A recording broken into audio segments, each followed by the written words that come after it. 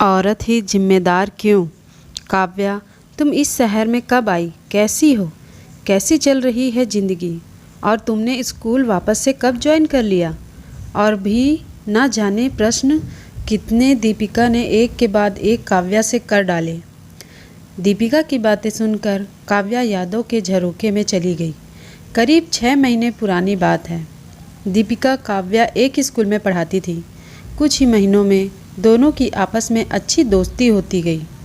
दीपिका की शादी को 2 साल हो चुके थे। वहीं काव्या की शादी होने वाली थी। बहुत खुश थी काव्या। हमेशा दीपिका को अपने होने वाले ससुराल और पति की बातें बताती रहती। दीपिका भी काव्या को यही कहती, बहुत नसीब वाली हो जो इतना अच्छा ससुराल मिला है। तय समय पर काव्या की शादी हो गई और वह दूसरे शहर चली गई। इन बातों को 6 महीने बीत गए। काव्या कहाँ खो गई? क्या सोचने लग गई? दीपिका के एक बार फिर पूछने पर काव्या की आंखों में आंसू आ गए। क्या हुआ काव्या? सब ठीक तो है ना? ससुराल में किसी को कुछ हो गया क्या? तुम्हारे पति तो ठीक है ना? काव्या ने अपने आप को संभाला और फिर जो उसने दीपिका को बोला, दीपिका के लिए भी किसी सदमे से कम नहीं था। दीपिका, जब मैं शादी होकर गई तब और लड़कियों की तरह मेरे भी बहुत सपने थे। शादी के 15 दिन तो सब कुछ सही रहा। फिर धीरे धीरे मेरे ऊपर रसोई की जिम्मेदारी डाल दी गई। मुझे तो वैसे भी रसोई का काम बहुत पसंद है और मैंने कुछ ही दिनों में रसोई अच्छे से संभाल ली। दिन बीतते गए और उसी के साथ अब मुझ पर अन्य जिम्मेदारियां भी आने लग गईं। फिर चाहे वह प्रेस के कपड़े हों, चाहे फल सब्जियों की जिम्मेदारी, चाहे रसोई का कुछ सामान लाना हो या घर में कोई मरम्मत का काम कराना हो, चाहे पापा जी की दवाइयों का समय हो। साथ ही कुंवारी ननद की कॉलेज की कक्षाओं के हिसाब से उनके लिए खाना बनाना है, या उनकी दोस्त आ रही हो तो उनके लिए नाश्ते पानी की व्यवस्था। शादी से पहले सास जो भी काम संभालती थी वह सब उन्होंने करने छोड़ दिए और एक औरत की सबसे प्रमुख जिम्मेदारी उसका पति। जितनी जिम्मेदारी मेरे सभी घर वालों के तरफ थी, उससे कहीं ज़्यादा मेरी जिम्मेदारी मेरे पति राज के लिए भी बनती थी। खुद से बढ़कर एक भी काम ना करते थे। वह मेरी सहायता तो दूर की बात, वह तो मेरे हर काम में नुस्ख निकालने लग गए और फिर बात अकेले में ना करके सबके सामने करने लगे।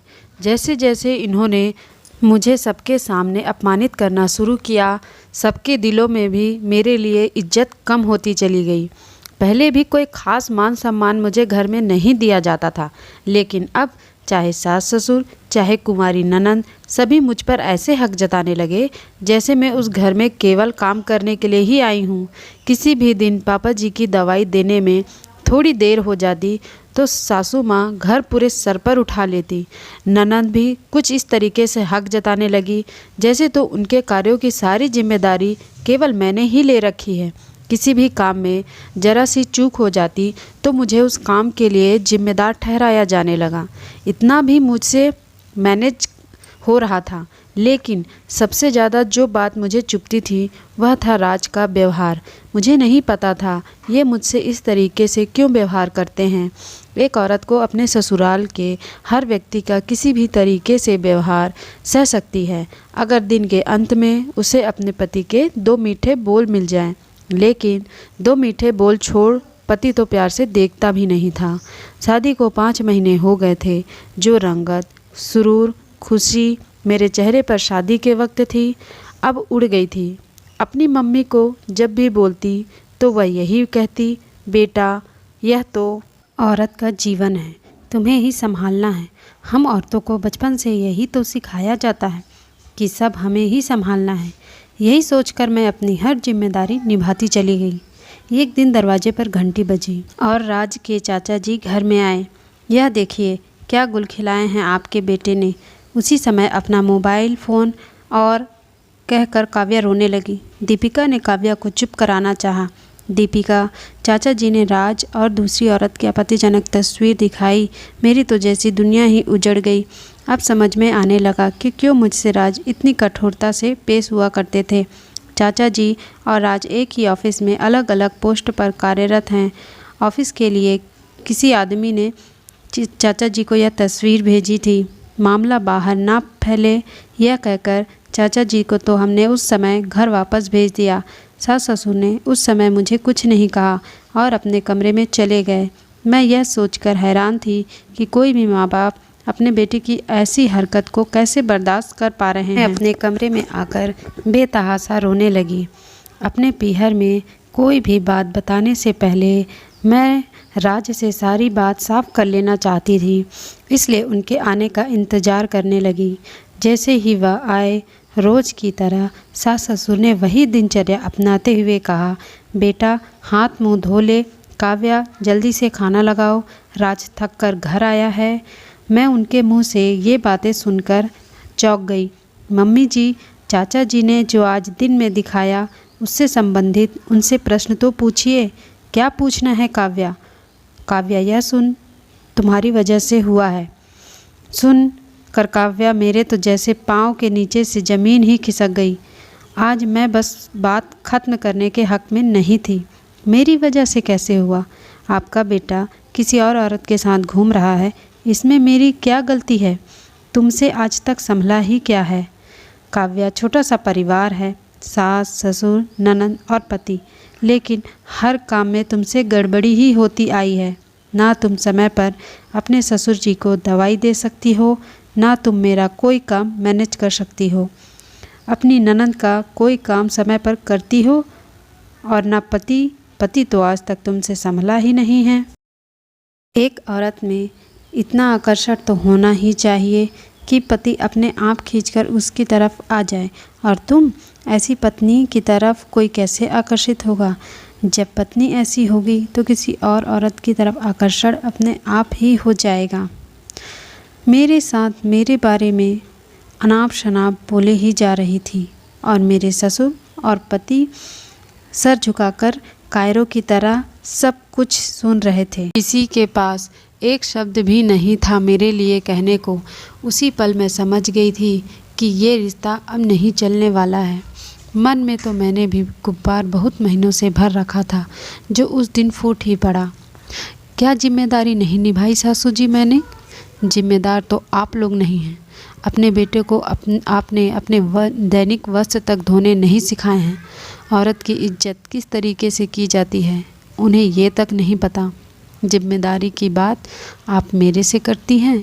कुंवारी लड़की आपके घर में बैठी है, एक कप चाय तक उसको बनानी नहीं आती। पापा जी को ऐसी क्या बीमारी है कि वह उठकर अपनी दवाई तक नहीं ले सकते?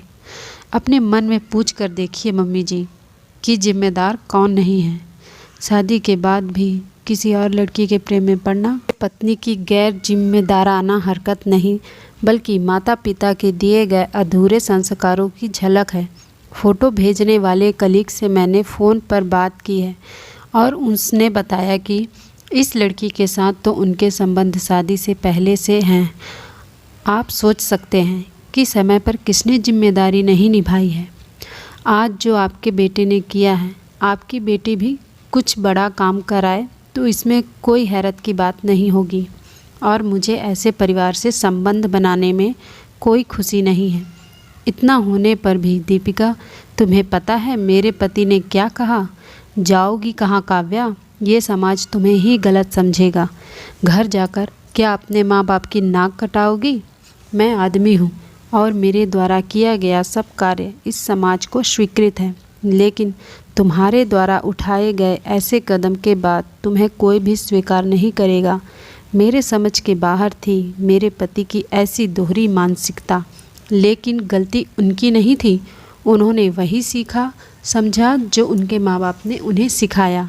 एक आदमी किसी भी मोड़ पर कैसे भी कोई भी कार्य कर सकता है, लेकिन एक औरत को हमेशा हजारों प्रश्नों का सामना करना पड़ता है।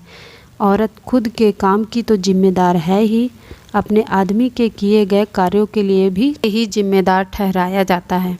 अंत में मेरे पास भी उनसे कहने को यही बचा था कि समाज की बात कर रहे हो आप। समाज की बातों से डरकर अक्सर लड़कियां इसी वजह से अपने साथ होते आए गलत बर्ताव को बर्दाश्त करती हैं, लेकिन मैं इन बातों को बर्दाश्त नहीं करूंगी। मैं सक्षम हूं और मुझे आपके सहारे की कोई ज़रूरत नहीं है। आपके अनुसार मेरे आने से आपका बेटा गैर जिम्मेदार हो गया है ना? अब मैं चलती हूँ। आप संभालिए अपनी जिम्मेदारियों को। तुम ही बताओ दीपिका, क्या मैंने कुछ गलत किया?